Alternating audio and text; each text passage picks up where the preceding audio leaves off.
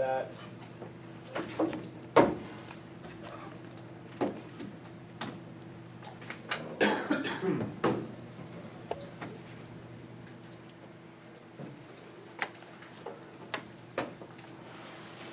So, today, what we're going to be doing, just to give you our lesson agenda, keep your iPads closed, we'll write down the homework here in a second, just so you all have that. But today's agenda, we are going to be going over 17.2, reviewing over that, and we are going to be doing an activity, not with M&Ms, but Jolly Ranchers. It was originally intended for M&Ms, but didn't get home till late, so we are going to use Jolly Ranchers, and it'll be the same exact kind of activity too. We are going to look at Hardy-Weinberg and the equation that was in the book. Raise your hand if you were completely confused by that. Okay, that's what I assumed. So I'm going to make that as simple as possible for you all.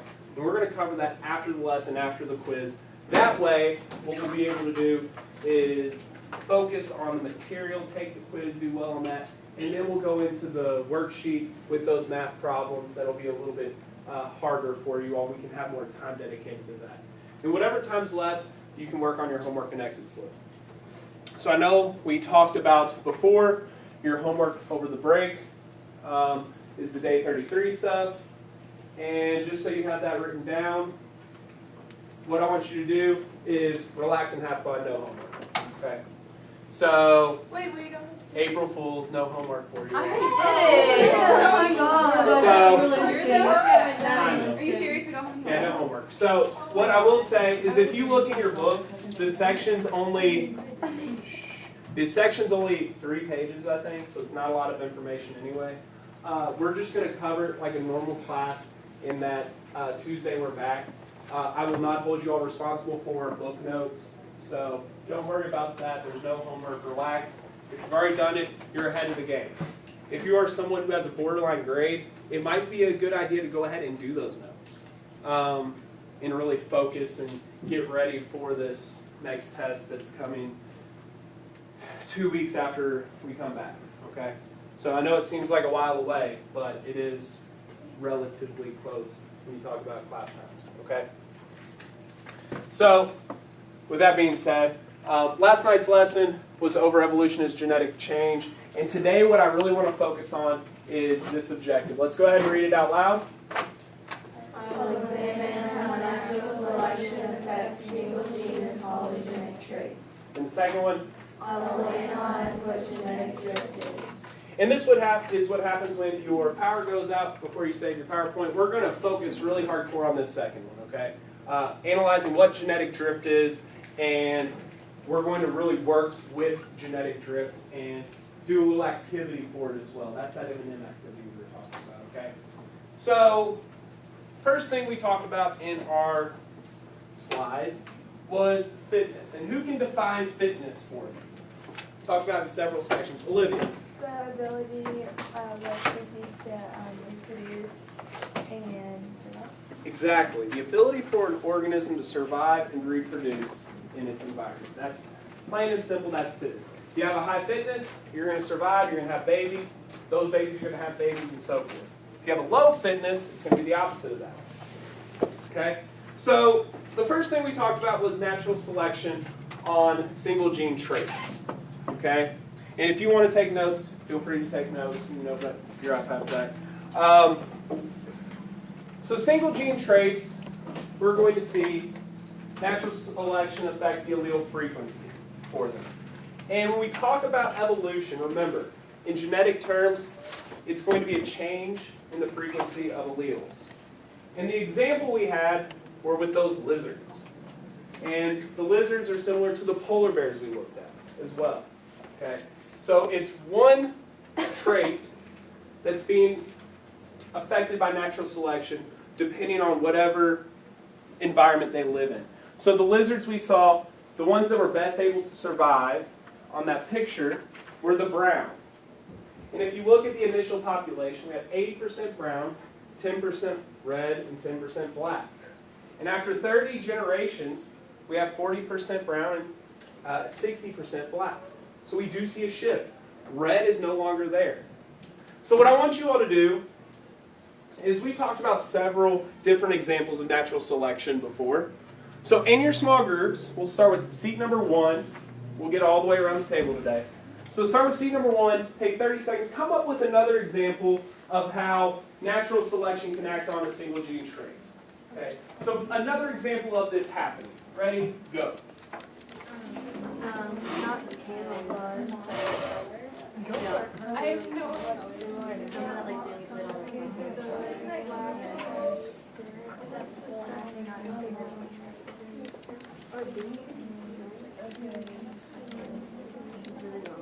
Wait, so it can't be camouflage?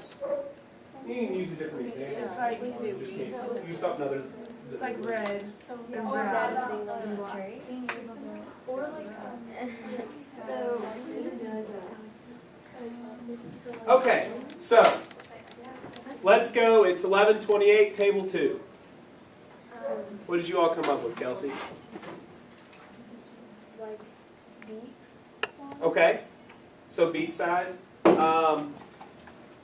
The larger beaks, or let's hear a little bit about what you want to say about beak size.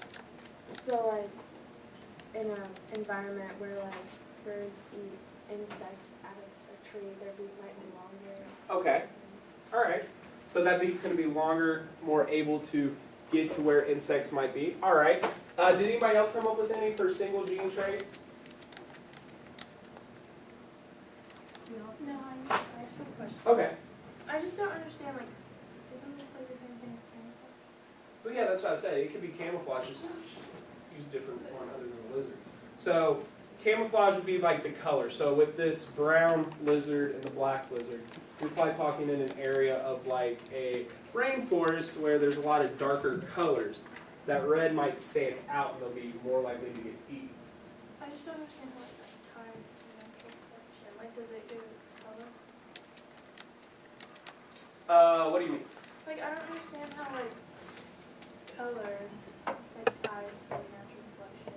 Okay, I see what you're saying now. So single gene traits, we talked last class about how there's 2 or 3 distinct phenotypes, right?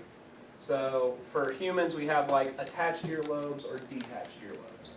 So those don't really affect our fitness, do they? No, it doesn't really matter if you have attached earlobes or detached. But in the wild, like with these lizards, there were 3 distinct colors: brown, black, and red. Okay? So of those different single gene traits, natural selection, or camouflage in this situation, chose that the black and the brown were the best able to survive in their environment. So that's why we're saying natural selection is acting on these single gene traits. Okay? So it has to be like the fitness, it has to perform fitness for it to be. For natural selection to act, yes, exactly. Awesome point. Natural selection, for it to occur on a single gene trait, has to affect the fitness in some way. Okay? So the next thing that was discussed was this natural selection of polygenic traits. And that was getting a little bit more to what Kelsey was talking about with the beak size, okay? Because when we talk about polygenic traits, what kind of graph were we looking at last class? What was it called? Bell curve. Yeah, bell curve, okay? Bell-shaped curve, bell curve, normal distribution. That's what we were looking at last class. So natural selection is going to be able to affect polygenic traits and produce different fitness levels. And what that is going to cause are different types of selections, and we can graph those. So I really want to analyze those and see if you all can break them down. So this was the picture that had all 3 selections on it. Now, instead of me sitting here talking one by one, what I want you to do is we'll go with seat number 2, okay? And I want you all to try to summarize to each other directional selection. Okay, so in your groups, 30 seconds, go. Isn't it when an individual at one end of the curve is more fit than the center or at the other end? So like the ones that are It's like on one side it's higher than the other than it would be in the middle or something. So what is individuals at one end of the curve have higher fitness? Normally it's like the athlete is like better, because like if one of them is bigger, then it would be better. Okay, let's go with table number 1. So Morgan, tell me about directional selection. It's when individuals at the higher fitness, like, I know at the beginning have like a higher fitness and the ones in the middle or the other end. Okay, What is it, so what does it mean, like, in the notes it said like on one side of the curve, like, is that, what does that mean? So when it talks about one side of the curve, now these graphs, when you read in your book and on the video I talked about it, the dotted line represents the original graph. So your original bell-shaped distribution for phenotypes. So remember when we all stood in here, we lined up by height, and then I kind of explained, well, if we took everybody in the school, most of them would be right here in the middle. And that made up our normal distribution, okay, or this bell curve. So the ends, it's talking about way down here where there's not a lot of people. So this would be your 7'8" person like we were talking about in class. This end would be that 2'6" person we were talking about. The two extremes over here. That's what it means by the ends. So in directional selection, what it means is there is some shift in the environment to favor one end or the other. And we get a shift in selection. So in this picture, we shifted the beak size to a larger size to become the norm. Okay? So it would be like if there was some environmental catastrophe that caused short people on Earth to have a lower fitness level. And people around 6 foot had a higher fitness level. So what you would see with height is this average would scoot over to being 6 foot. We would eventually get these outliers that get taller and taller, and then shorter people, a short person, would probably only be around 4 or 5. Okay, one of these crazy outliers. So we're actually physically shifting the graph over either up or down the chart depending on what's going on in that environment. So the example the book gave was with the finches of the Galapagos. And essentially it said that imagine if a disaster happened and all that were left on these islands were big nuts that the birds had to eat. The ones with the smaller beaks aren't going to survive, are they? No. It's going to be the ones with the larger beaks. And we see that shift. Is there any questions on directional selection? Yeah. So like to summarize, it's like when an individual at one end is more fit than the center or at the other end. Yes, exactly. And we're going to see a shift with where the bell curve is situated. Okay? Carol. Wait, why would the person in the middle be less fit? Because think about this. Why not like the So- left? So what she's saying is in this original graph here, see the dotted line? She's saying that right here in the middle of the original to the left is less fit. Because if I had, you know, if you're talking about the birds of the Galapagos, and there were these big, strong nuts to crack, the ones with the smaller beaks won't be able to do it. The ones with the medium beaks are going to get outcompeted by the larger beaks. So we're going to see a shift in beak size. You see where it says beak size? Yeah. We're going to see a shift towards beak size to favor the larger beak. And your norm is actually going to become the larger beak. Does that make sense? Yeah. Okay. Okay. So like technically the fitness depends on like the environment. Exactly. Yeah, your fitness is solely dependent on environment. Maddie. If the larger was like gonna be more of the norm, then why wouldn't the graph be higher on the larger side? Well, that's what, if you look, that's what's actually happening. Because look, you see how it says beak size? So this is the normal here. This is the average beak size before whatever occurred. After the catastrophe or whatever's causing everything else to die except those large nuts, we're seeing the shift go from this size beak moving up to this size beak. See how goes increasing beak size. Does that make sense? Okay. Any other questions with directional selection? So the next type is stabilizing. Now this is going to be when we favor the middle, okay? The curve is larger in the middle. So this is, an example of this is going to be baby's bird.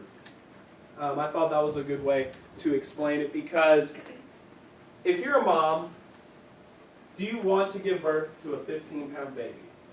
No. No. When you're a mom and you have a baby who is underweight, that's not good either because that means there's probably some developmental issues. So stabilizing selection favors the median, okay, an average. So when you think about the normal distribution, we're going to shrink the edges and bring them in and increase the frequency in the middle. So a higher amount of the population is going to be favoring the average. Does that make sense to everybody? Okay, any questions there with stabilizing selection? So what I want you all to do is summarize stabilizing selection at your tables. Just take a quick 30 seconds, go.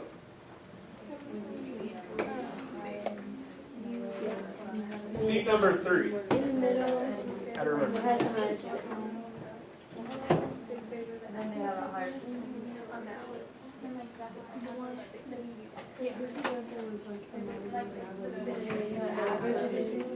Okay, so let's go with table for Alex. Will you explain stabilizing selection? You don't want it to be like too big or too small, you just kind of want it to be in the middle. Yep, it favors that middle area. Anybody want to add anything? That's pretty good. Yeah. So you take the higher or the lower ends and just kind of like combine them, like. Well, give it they a shrink higher- down. You see in this picture, here's, oh, I'm zoomed in, so it's not going to be. But you see how here, that's going to be one extreme. We're actually going to pinch the extreme in on both ends. You see how they both move in? So you're favoring a smaller average. So your extremes aren't crazy 30-pound babies being born. Yeah. They're like your extreme you hear about every now and then is like, what, like 15 pounds? You know, wasn't there a 15-pound baby born not too long ago? I remember there was one that was up in the teens that was pretty heavy. I was like, oh wow, that's large.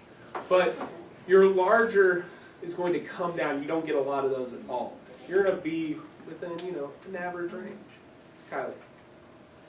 Okay, so it's like the dark red line, the normal, like what it changes to? Yes, the darker, the filled in line here is going to be the new stabilizing selection, what it looks like. The dotted line is the old one, like the normal distribution before whatever event So occurred. this is like over time. Yes. Okay. Okay, I have two questions then. Okay.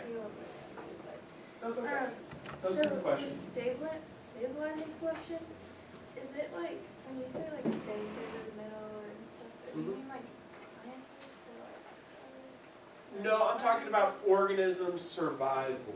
Favors like an average median. Okay.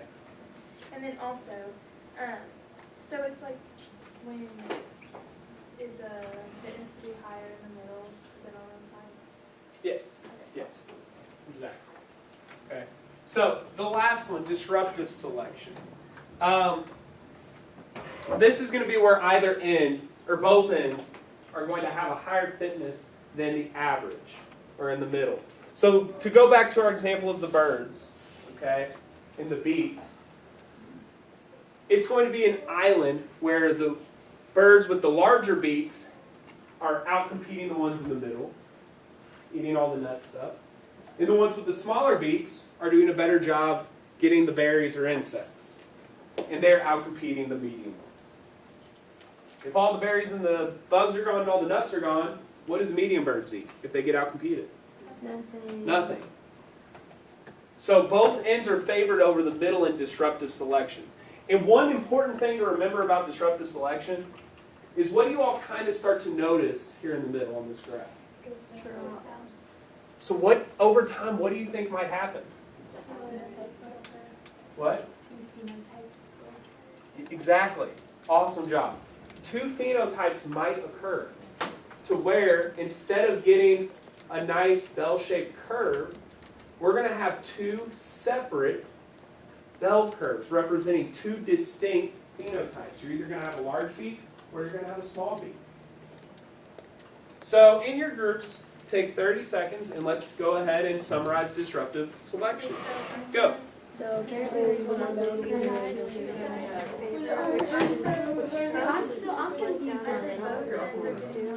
Seat number 4, by the way. So what do you?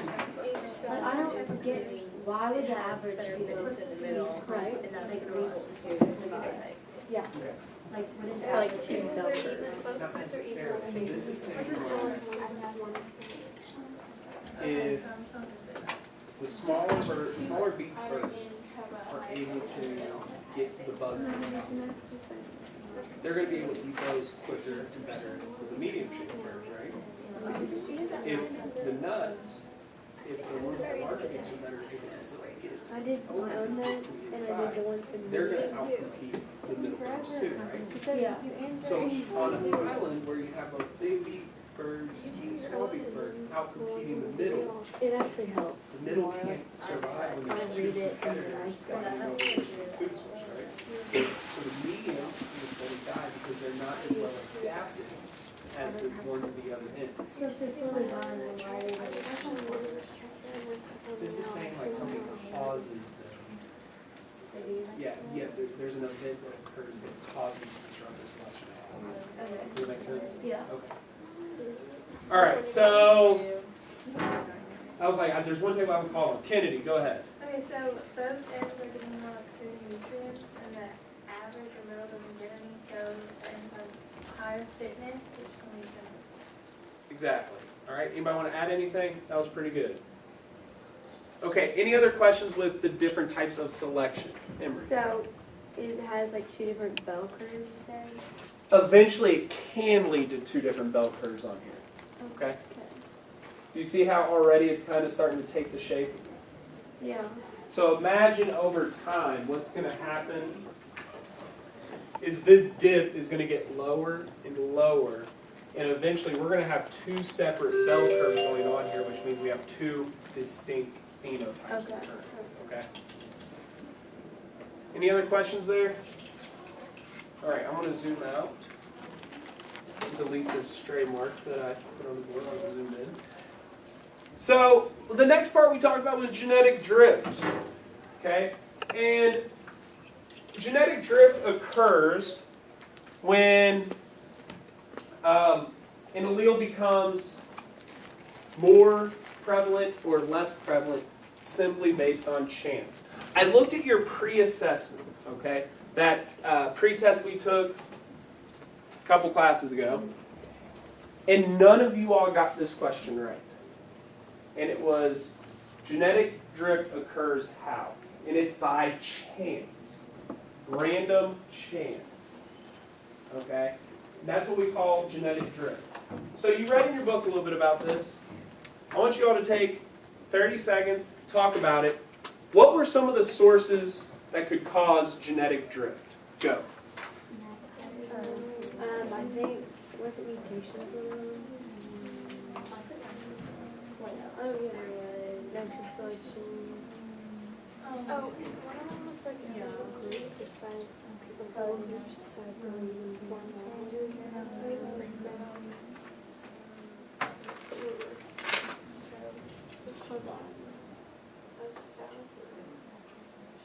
We'll go back to seat number 1 on this. Go back to seat number 1. Natural selection.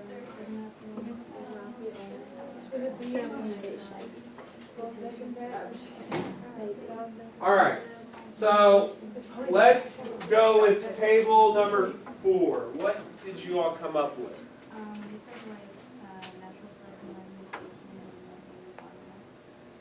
Could cause bottleneck. Okay.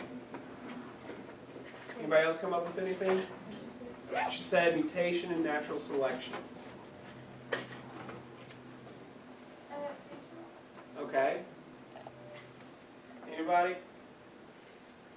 So this is important, so write this down, because when we talk about genetic drift, it is caused by disease, it's caused by disasters, it's caused by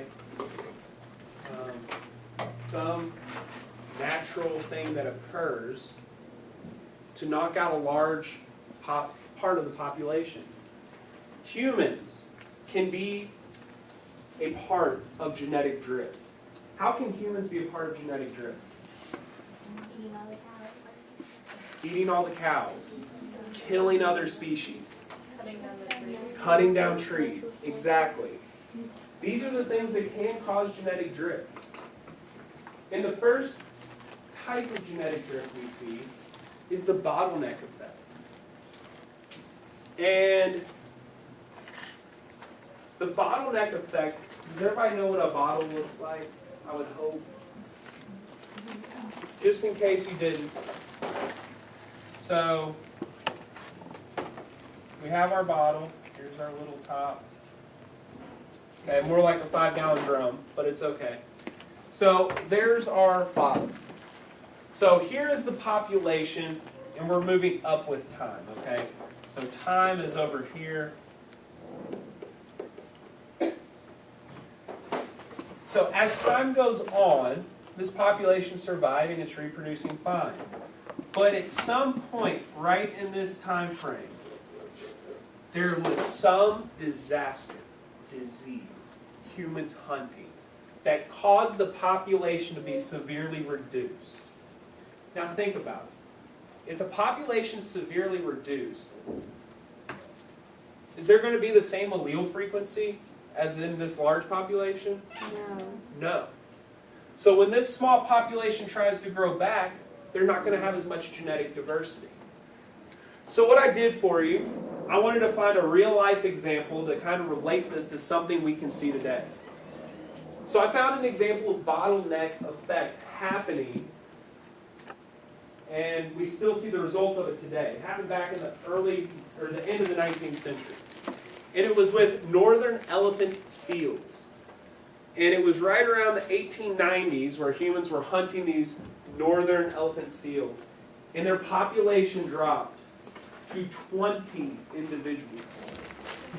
20. By the end of the 19th century, they were almost extinct. Slowly but surely, they started to reproduce and build back up. And today we have about 30,000 northern elephant seals. Do you think that population has a lot of genetic variability? Why? You're shaking your head no. Because there was only like 20 of them.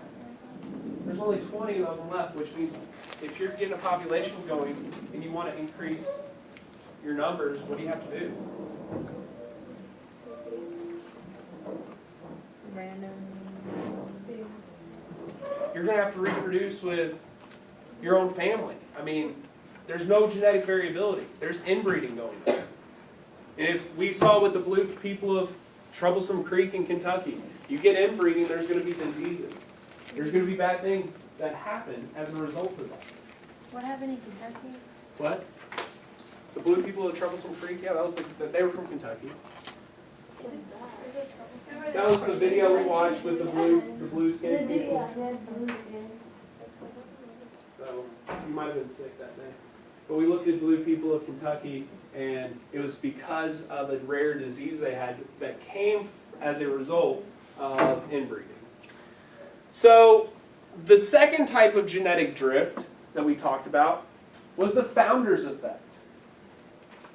And the founder effect is when the allele frequencies change based on some type of movement out of a population. Okay? So on the board, we have a sample population of beetles. We have yellow, black, and red, simply put. And out of that population, a group of black and yellow left to inhabit an island, and a group of red and yellow went off to inhabit an island. And these are their descendants. What do you notice about the descendants of Island A? What? They're only black and yellow. There's no red. What about island B? There's no black. There's no way we can get a black beetle out of these populations here. There's no way we can get a red beetle out of this population. Because that allele is not there. Now, yeah, mutations will be able to introduce it, but strictly speaking, we're just seeing no allele there. Okay? So I want to simulate the founder's effect with you, with everybody's favorite Jolly Ranchers.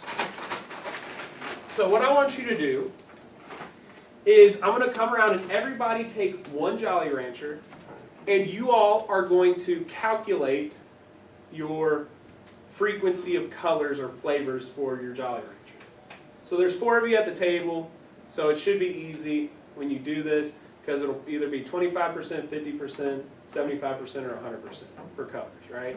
So I'm going to come around, write this down on a piece of paper, so everybody get out a piece of paper, and we're going to compare it to each other. So this is going to represent the founder's effect. So go ahead and grab one piece. Don't cheat, random. Don't eat the candy. No, you can buy it later. What'd you get? So write this down, don't eat it. Does everyone need paper or is that one? Just one piece of paper will do. All right. So the frequency of flavors, so the percentage. So if you have 2 people with cherry, Oh, so if you're just grabbing like. Watermelon? yeah, you grab one random. So grab one random. We don't get to eat them. What? Oh, pick your favorite. We don't get to eat them. No, we don't. No, you can't. My least favorite is we have to buy it. Mine's open.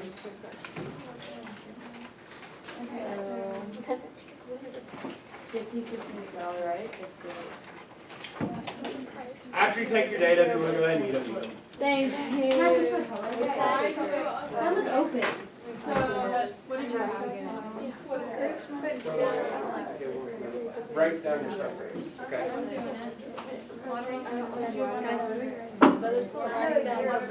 So write down the percentage of flavor you have. Oh, yeah. So are you the only one with watermelon? Yeah. Then watermelon will be 25%. We all have different. If you all have different ones, then they're all 25% together. So what I want to look at is here was the original population. So this morning I counted out the Jolly Ranchers and their flavors, and I did this little bar graph for you. So cherry, 16% of the flavors is cherry, 24% are blueberry, 26% are grape, a measly 8% are green apple, and 26% are watermelon. So, table 1. What were your percentages? 50% cherry, 25% grape, and 25% watermelon. Okay. Table 2, what were your percentages? For grape, 25, apple, 25, raspberry, 25, watermelon. Okay, table 3.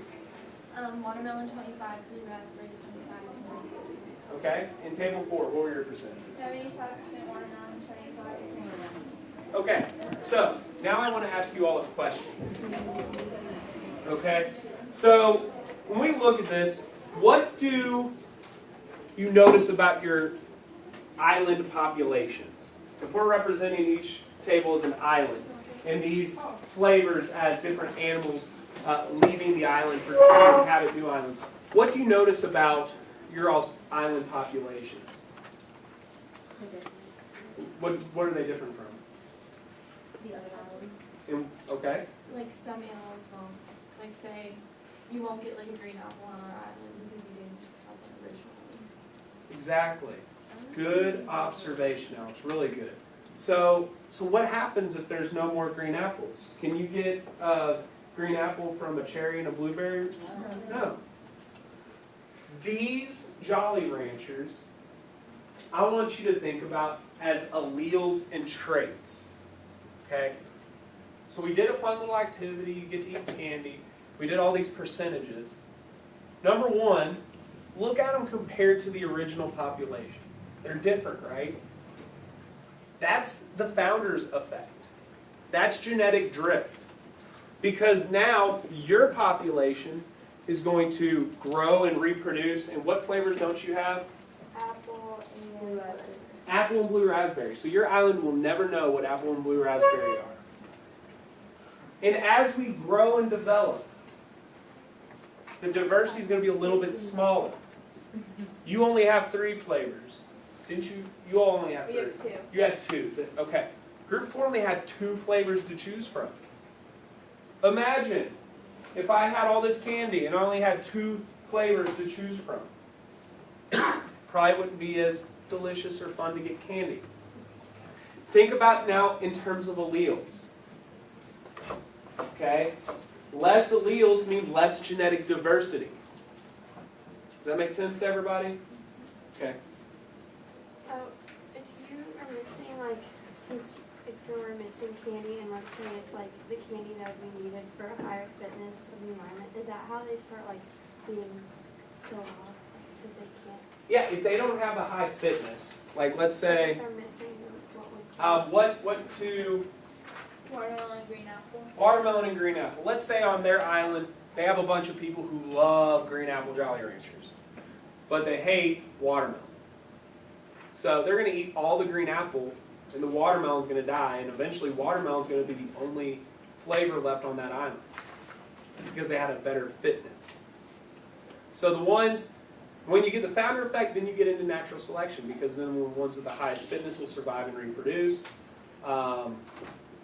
And whether or not the species lives or dies is going to be based on the alleles they have, which is why it's good to have a lot of variety if you are a species. Okay? Makes sense? Any other questions with genetic drift? Awesome. So, genetic equilibrium was pretty much the last thing that was talked about. And this is where we're going to get a little bit into the Hardy-Weinberg equation. And like I said, we're going to hold off on that until after the quiz. But I do want to go ahead and talk a little bit about it and genetic equilibrium. So, take 30 seconds, and in your all's own words, let's go to seat number 2. Tell me, what is genetic equilibrium? So at your tables, based on what you read, what you saw last night in the video, what is genetic equilibrium? And all the alleles The same. Yeah, can you Yeah, Okay.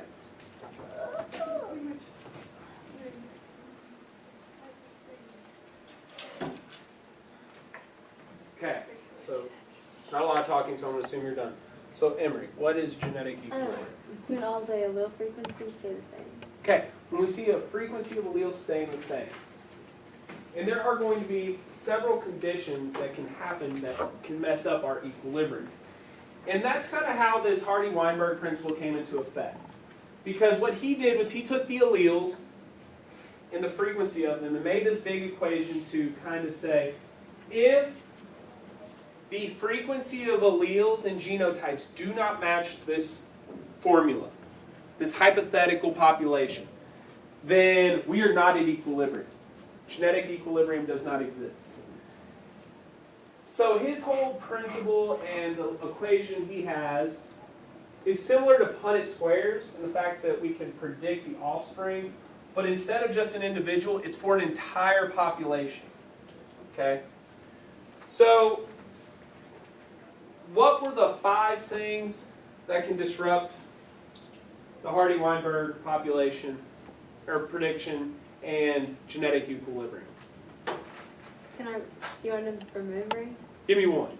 Non-random mating. Non-random mating. Mutation. natural selection. Natural selection. Immigration. Immigration. What's that last one? Small population size. Exactly. Those are the 5 things that can disrupt genetic equilibrium. So to kind of talk about these, let's talk about non-random mating. Okay?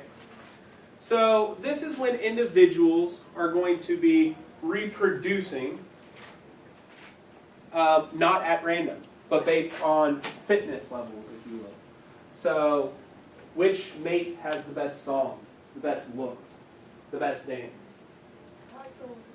So, my question to you all, do humans have non-random mating? Do we make non-random or do we mate randomly? Non-random, why do you say that, Kylie? Because, like, say if I'm finding a husband, you're gonna go after the guy who's like really skinny and tall and has good hair and eyes, and but you're not gonna go after the one who's like ugly.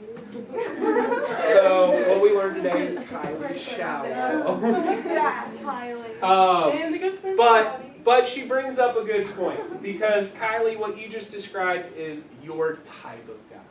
But I bet you, your dream guy, other than being Zac Efron, is probably different than everyone else's quote-unquote dream guy, or type. One day, when you're older, one of your girlfriends will look at you and say, you know, looking back, you have such a type. And they're going to be like, you always dated the guy with, you know, this color hair, and this tall, this personality.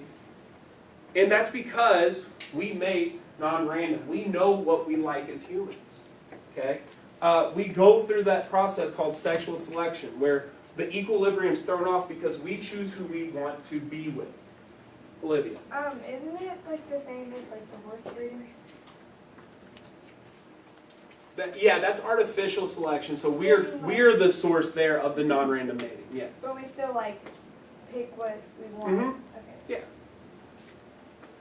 You know that show Married at First Sight? I've heard of it. I haven't Okay, seen would it. that be random? Because they don't. That would be Well, I think they do like formulas on a computer, so it's somewhat more random. Random mating would be like, yeah, that love at first sight, you know, just kind of arranged marriages are a little bit random. Going on literally a marriage website and say, I want to get married, and you say, congratulations, you're married. We'll ship you your husband in a week. And your husband comes and you're like, okay, hello, we're married. People do that? That's like, no. No. I'm sure there's someone out there that has done that. Not many, compared to the whole. Okay. So that's non-random mating. The next one is small population size. So what I want you to do in your groups is take 30 seconds and talk to each other. We'll go to seat number 3. Tell me or explain why to each other why a small population size might influence how the equilibrium gets thrown off. Ready? Go. So the difference is not the same. They will fluctuate.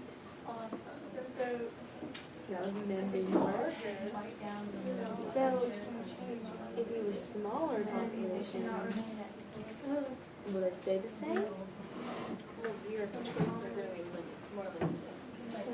Right. Okay. Let's go with table 4 here. Rachel, tell me. It's because there's more of a chance for evolution to change. Yeah, there's more of a chance for change. What else? Who wants to add to that? Olivia. Because there's not a lot of variation already, so there's not a lot to choose from. There's not a lot of variation already, but let's think about this, okay? So if we had one test done, so we're going to rewind to the beginning of the year, okay? Let's say we did a test, and everyone in here got 100 on it, or you got 100 on it. Okay, you're going to feel good about yourself. Your second test, you get a 50%. Is your grade going to change a lot? Yeah, because it's a small population size. Now, let's say we took, now you all would kill me if we did this, but let's say we took 100 tests. And your average on tests is around a 90, okay? If you score on that 101st test an 80, do you think your average is going to change much? No. We're going to see small fluctuations, but we're not going to see anything drastic. It's not going to change because we have a large population size. And the larger the population size gets, if we introduce a change, the less we're going to notice it or see it. Okay? So small population sizes are going to affect genetic equilibrium. Just like the candy we just saw. We were dealing with a small population, right? You chose one out, and you created a small population that was very diverse and different from the original. Immigration and immigration, I think that one was pretty easy. Just so you know the difference, the one with the I, that's saying you're going to someplace else. Immigration with the E is leaving. Okay, so one's coming in, one's leaving. So when you look at this, immigration either way is going to be leaving or coming into an already established population and introducing brand new alleles. Okay, so that means the gene pool changes, no equilibrium. And the last part is mutation and natural selection. We've talked about mutation, we talked about natural selection. We know how those can affect the alleles. Natural selection, survival of the fittest kind of idea. Ones with the best traits and alleles are going to be the ones that survive and reproduce. Mutations, humans, we have 300 of them when we're born. That changes the allele frequencies all over the place. So my question to you all, after looking at this, are humans at genetic equilibrium? Why not? Because everyone has like different, people have like mutations. And there's places with like different sizes of population. Yeah, so people have mutations, there's different sizes of populations depending where you look. There's immigration that happens, there's non-random mating. So my second question now, and you can talk in your small groups because you may need to talk this over because this is a little bit higher order. But in your small groups, what must happen for genetic equilibrium to occur? Talk in your groups and go to seat number 4. Go.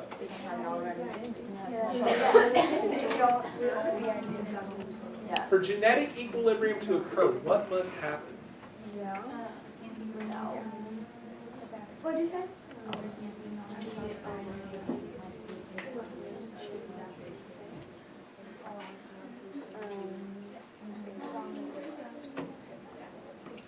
What causes genetic equilibrium?